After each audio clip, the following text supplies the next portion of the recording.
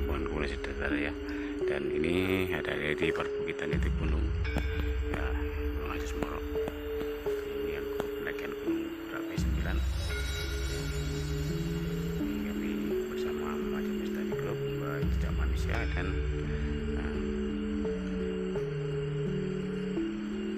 Siok ya.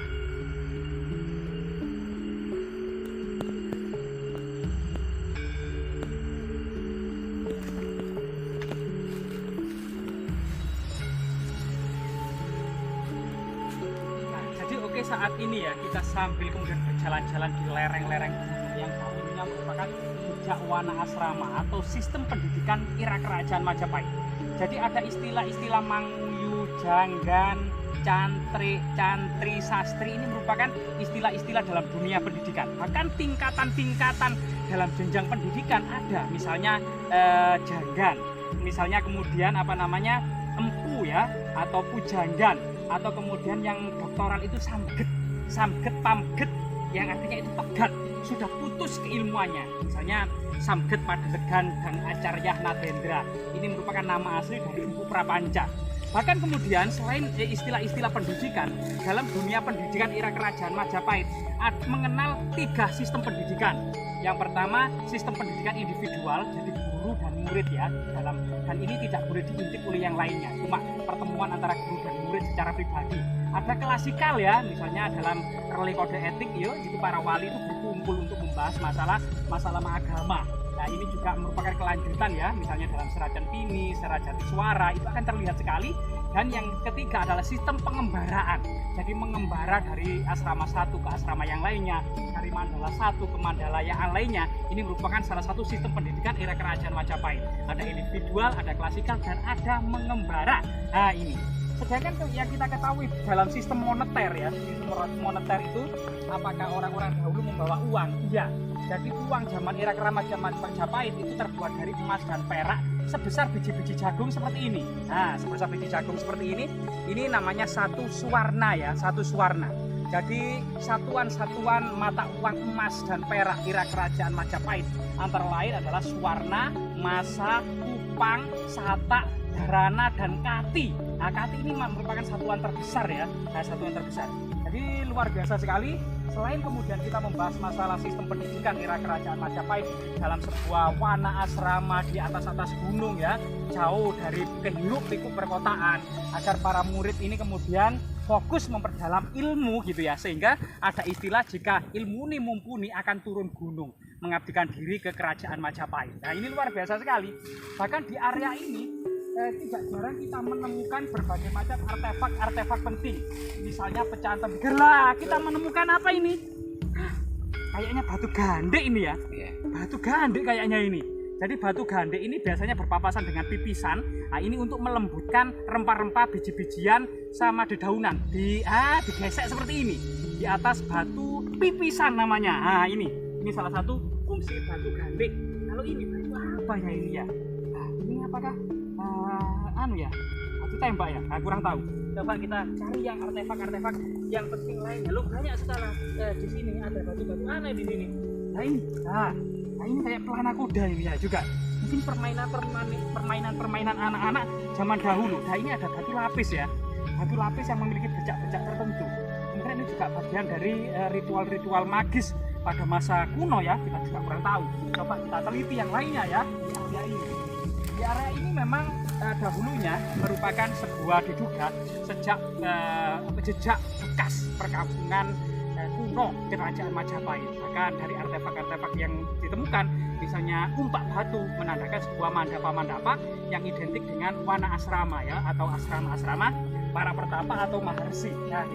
Misalnya dalam kitab Negara Kertagama itu menyebutkan desa-desa dibagi-bagi menjadi desa Kasogatan, desa Kasaiwan, desa Kabuyutan, desa Karesian, bahkan ada 7 desa Karesian terbesar ya. Ini Karesian ini dibedakan bagi penganut agama Buddha maupun Hindu, yaitu agama Resi yang juga dilindungi di kerajaan Majapahit. Ada 7 Karesian terbesar era kerajaan Majapahit yang ditulis oleh Empu Prapanca dalam kitab Negara Kertagama, yaitu Sumpit, Pilan, Dutun. Nah, sumpit, pilan, butun, kemudian jagadita, pawitra, kucangan. Nah, ini dan satunya adalah pilan ya. Apa tadi? Rumput, sumpit, pilan, butun, pawitra, jagadita, dan kucangan. Ini adalah 7 karsian terbesar pada waktu itu. Sebagian kemungkinan ada di lereng Gunung Penanggungan saat ini ya, yang dikenal dengan Pawitra.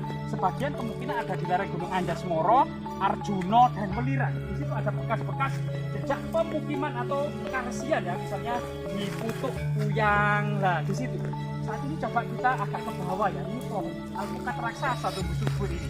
Cuman ini memang bekas jagung dan tanaman cabai. Begitu juga sistem pendidikan lainnya atau pertapaan, misalnya ya, pertapaan yang terkenal misalnya dalam kisah Arjuna Wiwaha yang sangat familiar dahulu di kerajaan Majapahit. Arjuna bertapa di Gunung Indrakila, digoda oleh para bidadari, 7 bidadari cantik menggoda Arjuna, tapi Arjuna tidak goyah, tidak kemudian berselingkuh. Nah, ini ada teman, ini ada fragmen tembikar warnanya hitam, teman-teman. Apakah ini sangat berhubungan dengan ngaben ya? Upacara pembakaran jenazah pada masa kerajaan Majapahit sampai gosong seperti ini. Ya, kembali lagi ke cerita Arjuna Wiwaha, dan ini banyak sekali teman-teman. Jadi ini benar-benar tembikar, kemungkinan ini untuk memasak era kuno ya, atau kemudian menana, atau gentong, wadah air, atau wadah yang lainnya. Ada bahkan tipis-tipis seperti ini teman-teman.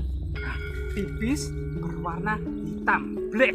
Dan ini adalah tembikar impor, karena ini sudah bergelasir, berkulit manggis. Nah, artinya di sini itu dimungkinkan ada semacam pemukiman kuno elit kerajaan Majapahit ya, atau kemudian pemukiman para brahmana atau wana asrama, sebagaimana kemudian cerita Partayat. Nah, kembali ke cerita Arjuna Wiwaha. Setelah itu Arjuna diganggu oleh celeng serenggi ya, diamuk dan sebagainya, kemudian dipanah. Dalam waktu yang bersamaan ada seorang pemburu tua yang kemudian berdialog dan ternyata adalah Dewa Siwa. Yang akhirnya Arjuna setelah melolos dari berbagai macam cobaan gitu ya, akhirnya di Kayangan terjadi gonjang ganjing dan diamuk ya. Para dewa itu berperang dengan raksasa Niwataka Waca, dan tidak ada satupun para dewa itu yang berhasil membunuh raksasa Niwataka Waca, dan para dewa harus minta bantuan kepada manusia. Nah, dari situlah kemudian ini Pak, kami kita temukan uang kepeng teman-teman. Nah, jadi di area persawahan ini juga ada koin-koin kepeng. Nah, koin-koin kepeng seperti ini teman-teman. Koin-koin kepeng ini jadi jika tiga tadi kita membahas masalah sistem moneter di kerajaan Majapahit, maka koin kepeng ini sebagai bantuan ketika berkembangnya perdagangan untuk transaksi-transaksi kecil. Kalau 1 suwarna itu bisa membeli 1 ekor kambing besar gitu ya. Kalau untuk beli beras, garam, ikan, ini Majapahit kemudian mengimpor koin dari Tiongkok. Berbagai macam dinasti laku di Majapahit. Ya, ini kemudian diikat dengan tali gitu ya. Ada 25 biji yang dikenal dengan selawe, artinya 1 lawe, 1 tali. Ada 50 biji yang dikenal dengan saiket. Nah, seket yang saat ini itu. Jadi nama selawe, seket ini berasal dari koin kepeng ini yang ditalikan. Jadi ini luar biasa sekali. Coba kita cari yang lainnya ya teman-teman. Ini teman-teman masih ada lagi teman-teman. Ya, jadi banyak sekali mas. Kemungkinan banyak. Artinya ini temuan di permukaan. Kemungkinan ada 1 gentong koin kepeng yang ada di dalam tanah ini.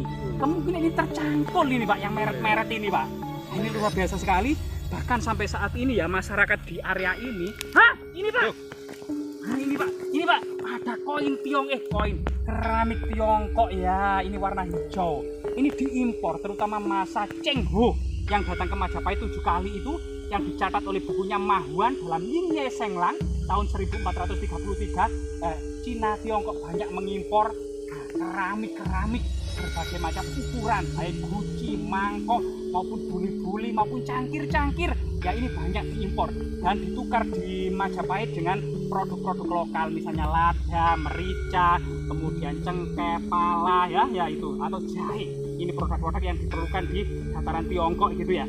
Nah, selain itu kemudian keramik-keramik ini, selain Pak Cheng Ho waktu itu datang ke Majapahit gitu ya, mempertukarkan barang-barang ini juga banyak sekali hal-hal yang luar biasa dari perdagangan. Nah, ini Apa?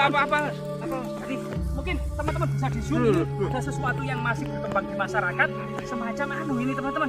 Jadi ritus tertentu untuk memperingati Kayak perdupaan mau gitu ya? panen, iya. Persajian. Persajian. Loh, Dan di itu sini apa, Mas? Apa ini? Loh, itu apa, ini Mas? ada kondisi batu misterius ini. Batu bolong. Batu bolong. Apa Pak ini, Pak? Lubang ya, lubang Lubang batu. batu. Mortar stone. Tapi Enggak, lubang itu batu ini apa yang- kecil. Kok ada isinya ya? Gini, teman-teman, kita apakah ini milik warga ya? Juga kita tidak tahu. Yang penting kita penemuan ya. Ini Iya. semacam ini arca Buddha Jule, teman-teman.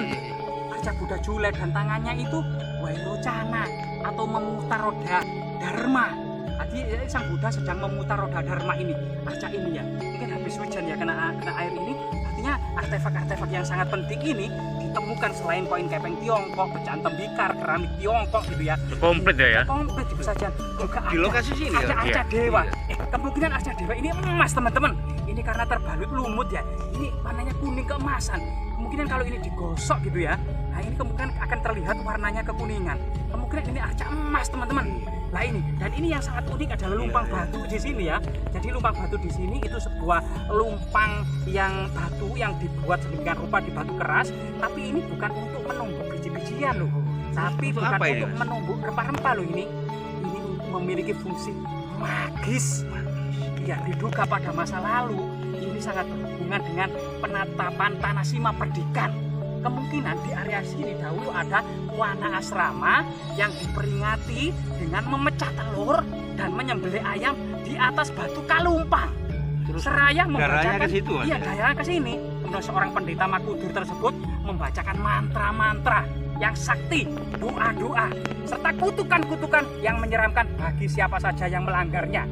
Ya, setelah itu pendeta itu menghadap ke utara, ke timur, ke selatan, ke barat, seraya kemudian menghadap ke langit, membacakan kutukan-kutukan ya. Barang siapa, baik itu dari golongan 4 catur warna, yaitu golongan Brahmana, Kesatria, Waisya, dan Sudra.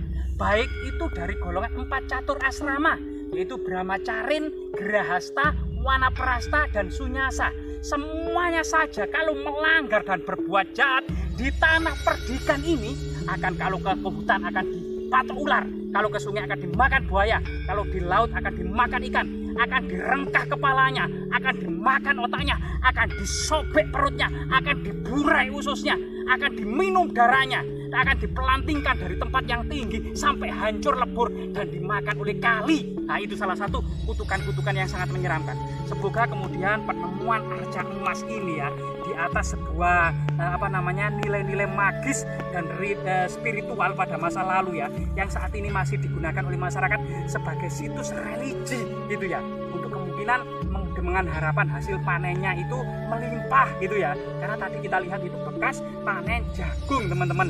Dan kemungkinan ada ritus-ritus seperti ini masih berkembang dan kita tidak mengambil apa-apa. Semoga kemudian lumpang boleh batu, dibawa pulang ya, dan Oke, artefak-artefak jangan. ini termasuk koin-koin kepeng ini termasuk jenis-jenis persajian yang terdiri dari bunga-bunga wewangian, rempah-rempah, rokok ya. Ini kluwek, teman-teman. Kluwek ini adalah salah satu bumbu rawon. Ini penemuan era kerajaan Majapahit agar daging-daging ini terbebas dari segala lemak-lemak dan kolesterol, kemudian dicampur dengan biji kluwek yang sudah sebelumnya itu diproses pembusukan terlebih dahulu. Jadi ini luar biasa sekali. Semoga bermanfaat temuan kali ini. Temuan kita kali ini sangat luar biasa sekali ya. Artinya di masyarakat di lereng-lereng gunung, di pelosok-pelosok desa itu masih kita dapati masa prasejarah yang dilanjutkan pada masa Hindu-Buddha, masa Islam hingga era modern saat ini ya. Semoga kemudian bermanfaat dan lumpang batu ini semoga kemudian tetap memberikan nilai-nilai positif ya, agar generasi tahu makna kesejarahnya, agar tidak berbuat jahat di atas tanah ini, agar tidak berbuat curang di atas ini atau hal-hal yang merusak lainnya. Semoga bermanfaat, teman-teman.